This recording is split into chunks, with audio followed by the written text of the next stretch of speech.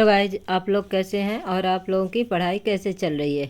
अब हम लोगों का 1 2 3 3 यूनिट कंप्लीट हो चुका है गाइज। आप लोग ने कितना पढ़ाई कर लिया, आप लोग कमेंट करके हमें कभी कभी बता दिया करिए गाइज। आप लोग तो कभी लगता है कुछ पढ़ते हैं पढ़ते तो ज़रूर हैं, बट कभी कमेंट नहीं आता कुछ भी, तो कुछ पता ही नहीं चलता कौन देख रहा है कौन नहीं देख रहा है। इसलिए जो है तो कभी कभी कमेंट करके बता दीजिएगा कि हाँ हमने ये पढ़ाई की कर लिया। अब अपन लोग 4th यूनिट स्टार्ट कर रहे हैं, कार्बन एवं उसके यौगिक है। क्लास 10th है आपका। पिछले अध्याय में हमने अनेक ऐसे यौगिकों का अध्ययन किया जो हमारे लिए महत्वपूर्ण है। इस अध्याय में हम कुछ अन्य रोचक यौगिक एवं उनके गुणधर्मों के बारे में पढ़ेंगे। यहाँ हम एक तत्व के रूप में कार्बन का भी अध्ययन करेंगे, जिसका हमारे लिए तात्विक एवं संयुक्त दोनों रूपों में अत्यधिक महत्व होता है। क्रियाकलाप 4.1 में देखिए, सुबह से आपने जिन आपने जिन वस्तुओं का उपयोग अथवा उपभोग किया है उनमें से 10 वस्तुओं की सूची बनाइए। इस सूची को अपने सहपाठियों द्वारा बनाई सूची के साथ मिलाइए तथा सभी वस्तुओं को साथ में दी गई सारणी में वर्गीकृत कीजिए। एक से अधिक सामग्रियों से बनी वस्तुओं को सारणी के उपर्युक्त स्तंभों में रखिए। देखिए सारणी बनी हुई है, इसमें अपन जैसे सुबह से लेकर शाम तक जो वस्तुएं जो भी वस्तु अपने आसपास है जो यूज करते हैं उनको लिखना। धातु से बनी कौन सी चीज़ें हैं, कांच अथवा मिट्टी से बनी कौन सी चीज़ें हैं और अन्य कौन सी चीज़ें हैं, ये सब मतलब अपने को ध्यान में रखना।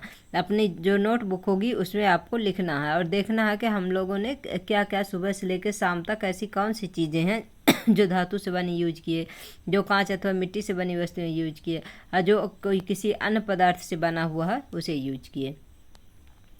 आपके द्वारा भरी गई उपरोक्त सारणी के अंतिम स्तंभ में आने वाली वस्तुओं पर ध्यान दीजिए। आपके शिक्षक आपको बताएंगे कि इनमें से अधिकांश वस्तुएं कार्बन के यौगिकों से बनी हैं।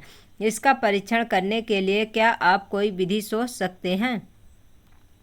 कार्बन से युक्त यौगिक को जलाने पर क्या उत्पाद मिलेगा, मतलब कार्बन जो है उसे जलाएंगे तो उससे क्या उत्पाद, उसका प्रोडक्ट जो है तो क्या मिलेगा। क्या आप इसकी पुष्टि करने वाले किसी परीक्षण को जानते हैं? आपके द्वारा सूचीबद्ध की गई भोजन, कपड़े, दवाओं पुस्तकों आदि अनेक वस्तुएं इस सर्वोत्तमुखी तत्व कार्बन पर आधारित है। कहने का मतलब ये है कि जितनी भी चीज़ें सारी इस पृथ्वी पर दिख रही हैं हमें, वो किससे बनी हुई हैं? कार्बन से बनी हुई हैं। इनके अतिरिक्त सभी सजीव संरचनाएं कार्बन पर आधारित होती हैं। भूपर्पटी तथा वायुमंडल में अत्यंत अल्प मात्रा में कार्बन उपस्थित है। भूपर्पटी में खनिजों जैसे कार्बोनेट, हाइड्रोजन कार्बोनेट, कोयला एवं पेट्रोलियम के रूप में केवल 0.02% जो है तो आपका कार्बन उपस्थित है। गाइस ये आपको नोट करने लायक है, मतलब 1 नंबर का क्वेश्चन आपसे पूछ लेगा इसमें कि जैसे आपको भूपर्पटी में कितने % कार्बन है तो आपको बताना होगा कि 0.02%। अगर आपको इसमें पूछ लिया कि वायुमंडल में कितने % कार्बन डाइऑक्साइड उपस्थित है तो 0.03%। इसमें कई ऑप्शन दे देगा आपको, ऑक्सीजन भी दे देगा, कार्बन डाइऑक्साइड दे देगा, नाइट्रोजन दे देगा, कुछ भी दे देगा जैसे। तो अपने को तो पता रहना चाहिए कि कितने कितने % है, ये बात है। जैसे आपका ऑक्सीजन जो है तो कितने % है, आपका नाइट्रोजन कितने % है जो मतलब वायुमंडल में पाई जाती है, इसके बारे में जानकारी होनी चाहिए। प्रकृति में इतनी अल्प मात्रा में कार्बन उपस्थित होने के बावजूद कार्बन का अत्यधिक महत्व है। इस अध्याय में हम कार्बन के इन गुणों का अध्ययन करेंगे जिनके कारण कार्बन इतना महत्वपूर्ण है। कार्बन में आबंधन सहसंयोजी आबंध है। पिछले अध्याय में हमने आणविक यौगिकों के गुणधर्मों का अध्ययन किया। हमने देखा कि आणविक यौगिक के गलनांक एवं क्वथनांक उच्च होते हैं तथा ये विलयन में अथवा गलित अवस्था में विद्युत चालन करते हैं। हमने देखा कि आणविक यौगिक में आबंधन की प्रकृति इन गुणधर्मों की व्याख्या करती है। जैसा कि हमने अध्याय 2 में देखा, अधिकांश कार्बन यौगिक अच्छे विद्युत चालक नहीं होते हैं उपरोक्त यौगिकों के क्वथनांक एवं गलनांक जो कि आयनिक यौगिकों के क्वथनांक तथा गलनांक की तुलना में काफ़ी कम है। अध्याय 3 के आंकड़ों में सारणी 4.1 के आधार पर हम इस निष्कर्ष पर पहुंच सकते हैं कि इन परमाणुओं के बीच प्रबल आकर्षण बल नहीं है, चूँकि ये यौगिक अधिकांशतः विद्युत के कुचालक होते हैं। अतः हम इस निष्कर्ष पर पहुंच सकते हैं कि इन यौगिकों के आबंधन से किसी आयन की उत्पत्ति नहीं होती। देखिए यहाँ पर आप कार्बन के कुछ यौगिक के गलनांक एवं क्वथनांक दिए हुए हैं। आपका एसिटिक एसिड है, क्लोरोफॉर्म है, इथेनॉल है, मीथेन है। और इनके गाइस इनके फार्मूला भी आपको बनना चाहिए। एसिटिक एसिड का फार्मूला आ जाए तो CH3COOH है। क्लोरोफॉर्म का CHCl3 है, इथेनॉल का CH3CH2OH है, आपका मीथेन का CH4 है। और इसके गलनांक देखिए, आपका एसिटिक एसिड का जो है गलनांक कितना है 290 है और क्वथनांक कितना है 391 है। और आपका क्लोरोफॉर्म का 209 है और क्वथनांक जो है तो 334 है। एथेनॉल का देखिए 156 आपका गलनांक और आपका क्वथनांक जो है तो 351 है। मीथेन का जो है तो 90 है गलनांक और आपका क्वथनांक 111 है।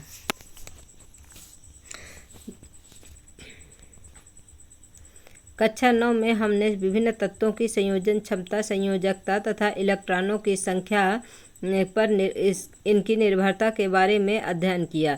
अब हम कार्बन के इलेक्ट्रॉनिक विन्यास के बारे में अध्ययन करेंगे। कार्बन की परमाणु संख्या 6 है। कार्बन के विभिन्न कक्षों में इलेक्ट्रॉनों का वितरण कैसे होगा? कार्बन के कितने संयोजकता इलेक्ट्रॉन होंगे? हम जानते हैं कि बाहरी कोश को पूरी तरह से भर देने अर्थात उत्कृष्ट गैस विन्यास को प्राप्त करने की प्रवृत्ति के आधार पर तत्वों की अभिक्रियाशीलता समझाई जाती है। आयनिक यौगिक बनाने वाले तत्व सबसे बाहरी कोश से इलेक्ट्रॉन प्राप्त करके या उनका ह्रास करके इसे प्राप्त करते हैं। कार्बन के सबसे बाहरी कोश में 4 इलेक्ट्रॉन होते हैं तथा उत्कृष्ट गैस विन्यास को प्राप्त करने के लिए इसको 4 इलेक्ट्रॉन प्राप्त करने या खोने की आवश्यकता होती है। यदि इन्हें इलेक्ट्रॉन को प्राप्त करना या खोना हो तो फर्स्ट पॉइंट देखिए, यह 4 इलेक्ट्रॉन प्राप्त करेगा। जब प्राप्त करेगा C4- यानी कि ऋण आयन बना सकता है, लेकिन 6 प्रोटॉन वाले नाभिक के लिए 10 इलेक्ट्रॉन अर्थात 4 अतिरिक्त इलेक्ट्रॉन धारण करना मुश्किल हो सकता है। फिर सेकंड पॉइंट देखिए क्या बोला, ये 4 इलेक्ट्रॉन खोकर, यानी कि 4 इलेक्ट्रॉन किसी को दान करके या कि 4 इलेक्ट्रॉन किसी से लेकर के। जब किसी से लेगा 4 इलेक्ट्रॉन तो क्या होगा, उसमें आपका निगेटिव जो है तो आयन आ जाएगा। और अगर अपने ये 4 इलेक्ट्रॉन किसी को दान करता है तो इसमें क्या आ जाएगा, आपका पॉजिटिव चार्ज आ जाएगा। लेकिन 4 इलेक्ट्रॉनों को खोकर 6 प्रोटॉन वाले नाभिक में केवल 2 इलेक्ट्रॉनों का कार्बन धन आयन बनाने के लिए अत्यधिक ऊर्जा की आवश्यकता होगी। कार्बन अपने अन्य परमाणुओं अथवा अन्य तत्वों के परमाणुओं के साथ संयोजकता इलेक्ट्रॉन की साझेदारी करके इस समस्या को सुलझा लेता है। केवल कार्बन ही नहीं बल्कि अनेक तत्व भी इसी प्रकार इलेक्ट्रॉन की साझेदारी करके अणुओं का निर्माण करते हैं। जिन इलेक्ट्रॉनों की साझेदारी की जाती है वे दोनों परमाणुओं के बाहरी कोश के ही होते हैं तथा इनके फलस्वरूप दोनों ही परमाणु उत्कृष्ट गैस विन्यास की स्थिति को प्राप्त करते हैं। कार्बन के यौगिकों की चर्चा करने से पहले इलेक्ट्रॉनों की साझेदारी से बने कुछ सामान्य अणुओं को समझते हैं। चलिए अब देखते हैं, समझते हैं क्या दिया हुआ है। देखिए अब किस तरह से साझेदारी करते हैं, मतलब ये किस तरह से अपना अष्टक कंप्लीट करते हैं। इस तरह से बने अणुओं में सबसे सामान्य अणु हाइड्रोजन का है। जैसा कि आपने पहले अध्ययन किया है कि हाइड्रोजन की परमाणु संख्या 1 है, अतः इसके के कोश में 1 इलेक्ट्रॉन है तथा के कोश को भरने के लिए इसको 1 और इलेक्ट्रॉन की आवश्यकता होती है। इसलिए हाइड्रोजन के 2 परमाणु अपने इलेक्ट्रॉनों की साझेदारी करके हाइड्रोजन का अणु जो है H2 बनाते हैं। परिणाम स्वरूप हाइड्रोजन का प्रत्येक अणु अपने निकटतम उत्कृष्ट गैस हीलियम के इलेक्ट्रॉनिक विन्यास को प्राप्त करता है, जिसके के कोश में 2 इलेक्ट्रॉन होते हैं। संयोजकता इलेक्ट्रॉन दर्शाने के लिए हम बिंदुओं अथवा क्रॉस का उपयोग कर सकते हैं। इलेक्ट्रॉन के सहभागी युग्म हाइड्रोजन के 2 परमाणुओं के बीच सहसंयोजी एक आबंध बनाते हैं। इस आबंध को 2 परमाणुओं के बीच एक रेखा के द्वारा भी व्यक्त किया जाता है, जैसा कि चित्र 4.2 में दिखाया गया है। देखिए चित्र 4.2 में किस तरह से, देखिए ये हाइड्रोजन है, ये हाइड्रोजन। अब इनमें दोनों को बंध बनाने के लिए क्या होगा, इनको जो है तो जैसे हाइड्रोजन के एक परमाणु होता है ना, लेकिन इसका जो है तो अपना स्ट्रक्चर कंप्लीट करने के लिए एक और इलेक्ट्रॉन के, इसलिए जो है तो हाइड्रोजन के 2 परमाणुओं के बीच क्या होता है, एकल बंध यानी कि सिंगल बॉन्ड होता है। ये दोनों आपस में मिल करके क्या बनाते हैं, ये बॉन्ड बना लेते हैं, हाइड्रोजन और हाइड्रोजन। इसीलिए जो है तो इसका जो क्या होता है, हाइड्रोजन का एक अणु मिल करके एक और हाइड्रोजन हो जाता है। इस प्रकार से इसका हाइड्रोजन का क्या हो गया, H2 हो गया, क्योंकि अपना स्ट्रक्चर कंप्लीट करेगा, नहीं करेगा ये तो फिर अस्थायी रहेगा, स्थायी नहीं होगा। इलेक्ट्रॉन के सहभागी युग्म हाइड्रोजन के 2 परमाणुओं के बीच सहसंयोजी एक आबंध बनाते इस प्रकार से सहसंयोजी एक आबंध बनाएंगे, मतलब दोनों अपने जो है तो इलेक्ट्रॉन को साझा करके जो है क्या बना लेंगे, आबंध बना लेंगे, बीच में मतलब जुड़ जाएंगे बॉन्ड से, एक आबंध बनाते। इस आबंध को 2 परमाणुओं के बीच एक रेखा के द्वारा भी व्यक्त किया जाता है, जैसा कि चित्र 4 में दिखाया गया है। ये देखिए, ये यहाँ पर H single bond H,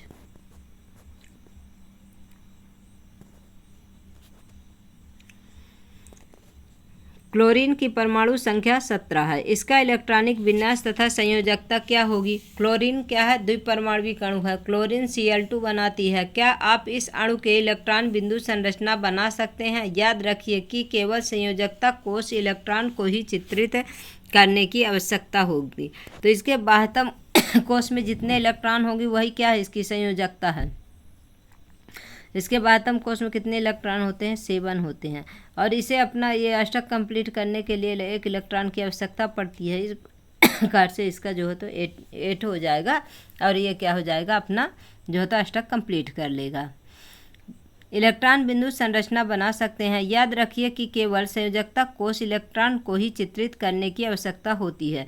oxygen के 2 परमाणुओं के बीच द्विआबंध का बनना दिखाई देता है। ऐसा इसलिए होता है क्योंकि ऑक्सीजन के परमाणु के L कोश में 6 इलेक्ट्रॉन होते हैं। ऑक्सीजन की परमाणु संख्या कितनी है, 8 है, तथा इसे अष्टक पूरा करने के लिए कितने इलेक्ट्रॉनों की आवश्यकता है, 2 इलेक्ट्रॉनों की आवश्यकता होती है। अतः ऑक्सीजन का प्रत्येक परमाणु ऑक्सीजन के अन्य परमाणु के साथ 2 इलेक्ट्रॉनों की साझेदारी करता है, जिससे हमें चित्र 4.3 के अनुसार संरचना प्राप्त होती है। ऑक्सीजन के प्रत्येक परमाणु के द्वारा प्रदान किए गए 2 इलेक्ट्रॉनों से इलेक्ट्रॉनों के 2 सहभागी युग्म प्राप्त होते हैं। इसे 2 परमाणुओं के बीच द्विआबंध बनाना कहते हैं। क्या अब आप जल के अणु को चित्रित कर सकते हैं जिसमें ऑक्सीजन के 1 परमाणु एवं हाइड्रोजन के 2 परमाणुओं के बीच आबंधन की प्रकृति को दर्शाया गया हो। इस अणु में एक आबंध है अथवा द्विआबंध है। नाइट्रोजन के द्विपरमाणु के अणु में कैसा आबंध होगा। नाइट्रोजन की परमाणु संख्या 7 है। इसका इलेक्ट्रॉनिक विन्यास एवं संयोजन क्षमता क्या होगी।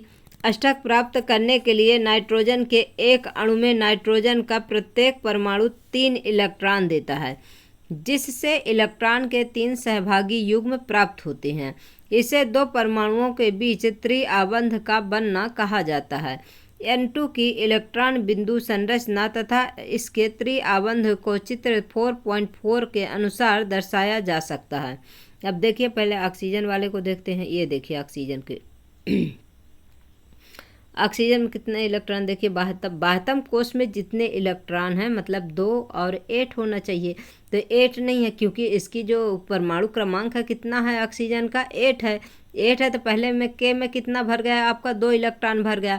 बचे कितने 6 इलेक्ट्रॉन, तो एल कोष में आएंगे। एल में जब 6 आएंगे और उसे अष्टक कंप्लीट करने के लिए कितने इलेक्ट्रॉनों की जरूरत पड़ेगी, 2 इलेक्ट्रॉनों की जरूरत पड़ेगी। इस प्रकार से क्या करते हैं, अपने दोनों इलेक्ट्रॉन को साझा करके जो है तो अपना क्या करते हैं, ये अष्टक कंप्लीट कर लेते हैं। इसलिए इसकी जो है तो स्ट्रक्चर जो है, संरचना जो है तो इस प्रकार से बनेगी। ऑक्सीजन के 2 परमाणुओं के बीच दोहरा यानी कि डबल बॉन्ड रहेगा। और आप जो ऊपर पहले देखे हैं यहाँ पर हाइड्रोजन में, उसमें कितना है, सिंगल बॉन्ड है, और ऑक्सीजन में कितना है, डबल बॉन्ड है। फिर नाइट्रोजन में देखिए, तो नाइट्रोजन के 72 कोष में कितने इलेक्ट्रॉन हुए 5 इलेक्ट्रॉन है, क्योंकि इसकी परमाणु क्रमांक कितना है, 7 है। तो के कोष में कितने भर गए आपके, 2 भर गए। फिर एल में कितने बचे, जो आपके 5 हैं। अब जब 5 है तो इसे कितने इलेक्ट्रॉन की आवश्यकता होगी, 3 इलेक्ट्रॉन की। ये 3 इलेक्ट्रॉन आपस में साझा करके दोनों नाइट्रोजन क्या करते हैं, ट्रिपल बॉन्ड बनाते हैं, और ये इस प्रकार से क्या करते हैं, अपने अष्टक कंप्लीट कर लेते हैं। नाइट्रोजन भी अष्टक कंप्लीट करेंगे तभी ये स्थायी होंगे।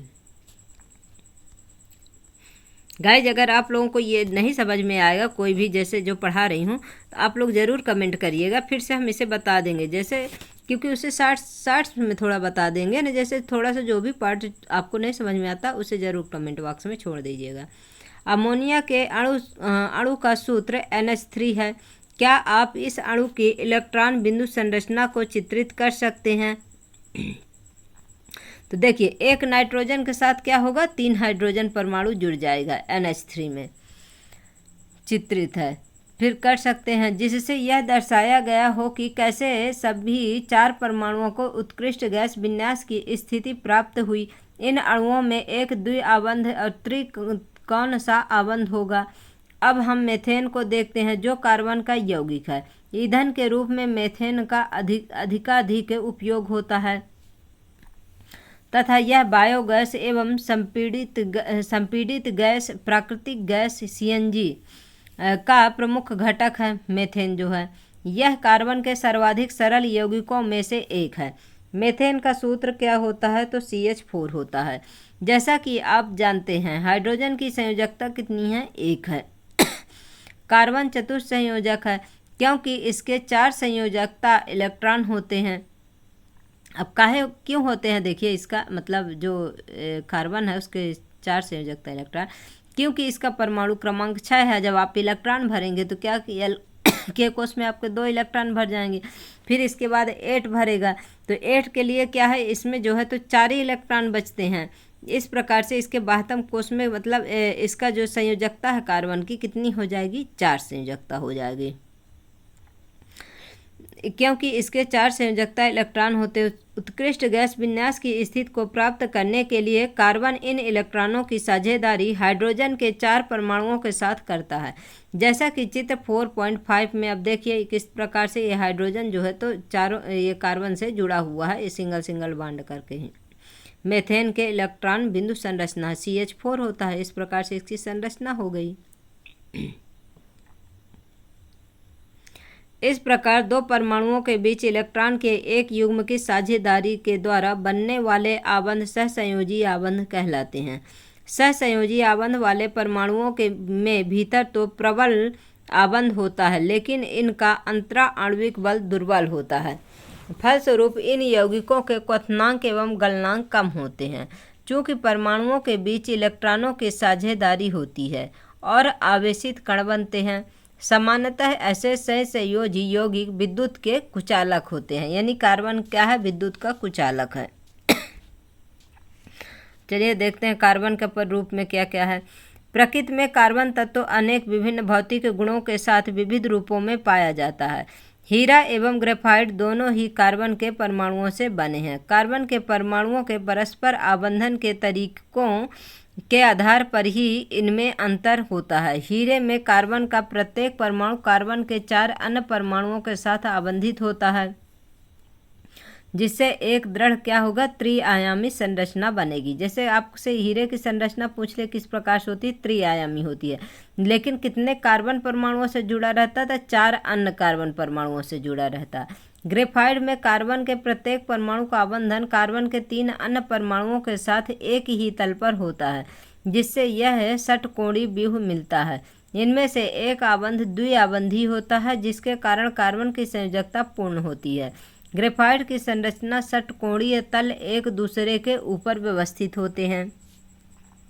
देखिए हीरे की संरचना किस प्रकार है, त्रिविमीय है, और इसका ग्रेफाइट की संरचना देखिए एक दूसरे के ऊपर किस तरह से व्यवस्थित है। फिर आपका C16 बकमिस्टर फुलेरिन की संरचना किस तरह से होती है, एक फुटबॉल के समान होती है। इन दो विभिन्न संरचनाओं के कारण हीरे एवं ग्रेफाइट के भौतिक गुणधर्म अत्यंत भिन्न होते हैं, क्योंकि इनका जो है संरचना के ऊपर डिपेंड करती है, इसीलिए इनके भौतिक गुणधर्म जो है तो अलग अलग होंगे, जबकि इनमें रासायनिक गुणधर्म एक समान होंगे। यानी कि इसकी जो फिजिकल जो गुणधर्म है क्या होंगे, अब अलग अलग होगी, और जो इसका केमिकल प्रॉपर्टी है वो किस प्रकार से होगी, एक समान होगी। हीरा अब तक का ज्ञात सर्वाधिक कठोर पदार्थ है, जबकि ग्रेफाइट चिकना तथा फिसलनशील होता है। पिछले अध्याय में हमने जिन अधातुओं के बारे में अध्ययन किया है उनके विपरीत ग्रेफाइट विद्युत का सुचालक होता है। यानी कि आपका जो ग्रेफाइट है ये अधातु है, कार्बन है, फिर भी ये क्या है, विद्युत का सुचालक है।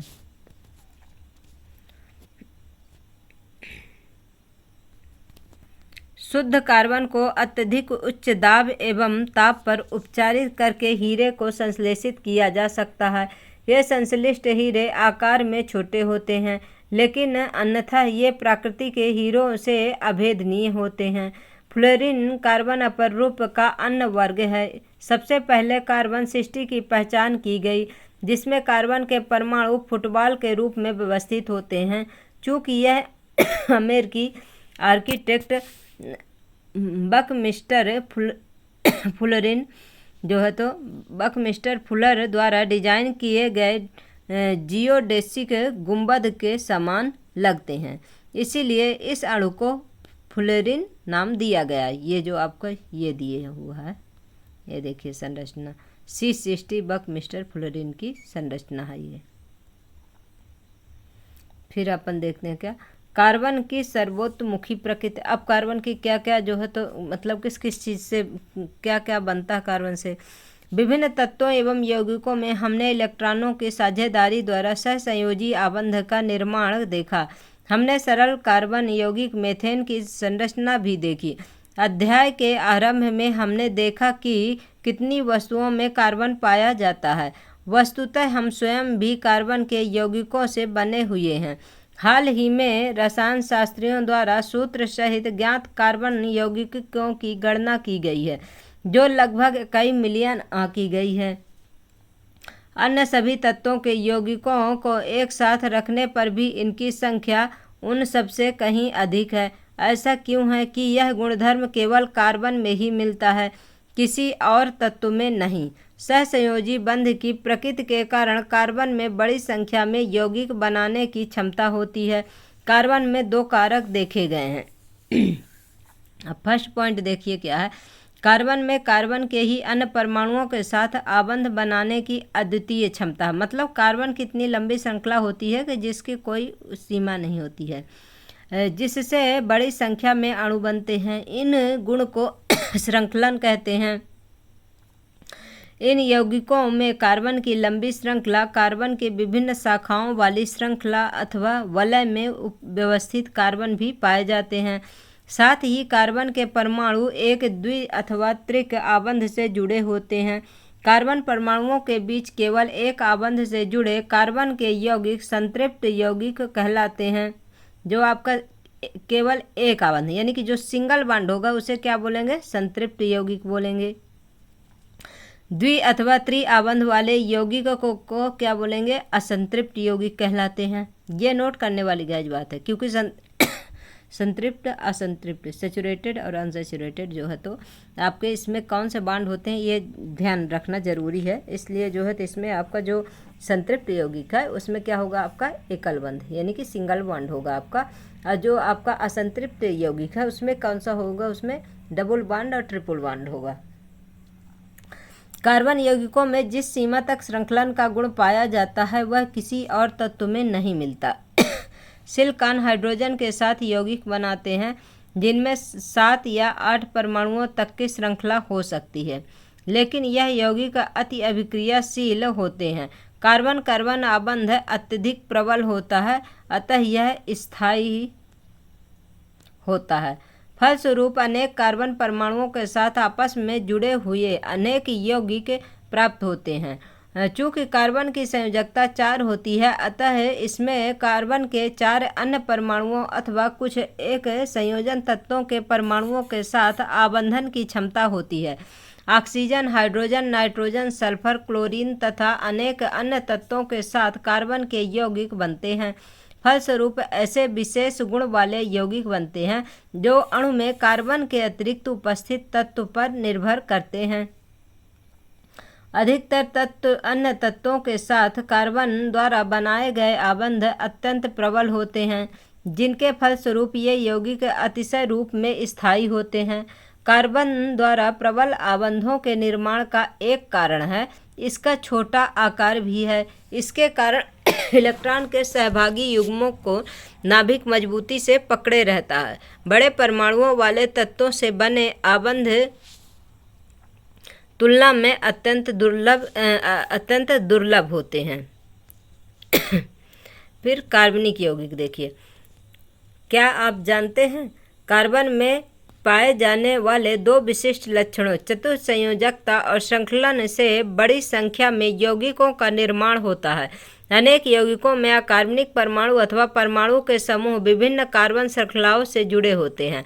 मूल रूप से इन यौगिकों को प्राकृतिक पदार्थों से प्राप्त किया गया था तथा यह समझा गया था कि ये कार्बन यौगिक अथवा कार्बनिक यौगिक केवल सजीवों में ही निर्मित हो सकते हैं। अर्थात यह माना गया है कि उनके संश्लेषण के लिए एक जीवन शक्ति आवश्यक थी।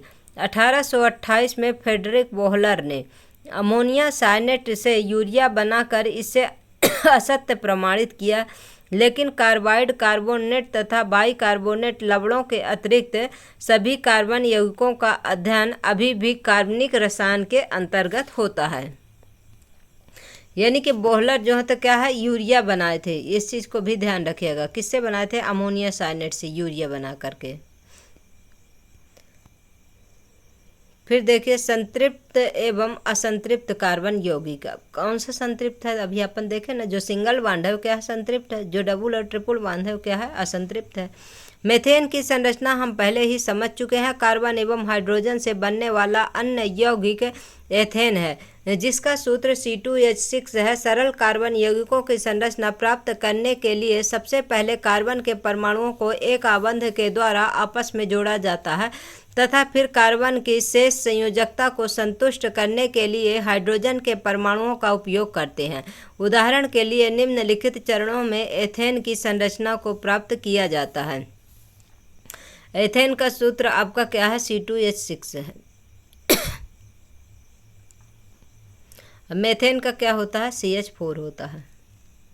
अब देखिए ये सिंगल बॉन्ड से जुड़ा हुआ है, ये क्या है आपका? संतृप्त है। प्रत्येक कार्बन परमाणु की 3 संयोजकता असंतुष्ट रहती है, अतः प्रत्येक का आबंध 3 हाइड्रोजन परमाणुओं के साथ किया जाता है, जिससे निम्नलिखित प्राप्त होता है। इस प्रकार से देखिए इसका संरचना बनेगी। C2H6 इस प्रकार से बनेगा। 3 हाइड्रोजन परमाणुओं से जुड़े प्रत्येक कार्बन परमाणु कितने से जुड़ा हुआ है? 3 हाइड्रोजन परमाणु से दिया। लेकिन ये जो है तो चतुस्संयोजकता होती है, इसलिए कार्बन कार्बन का बीच जो एक आबंध है, इस प्रकार से इसकी चतुस्संयोजकता कंप्लीट हो जाती है। एथेन की इलेक्ट्रॉन बिंदु संरचना देख लीजिए किस प्रकार से है। इसका कार्बन है और इसके जो 3 हाइड्रोजन है और यहाँ पर क्या है? एक बिंदु है, क्योंकि इलेक्ट्रॉन बिंदु संरचना है। एथेन के इलेक्ट्रॉन बिंदु संरचना को 4.6 में C में दर्शाया गया है। ये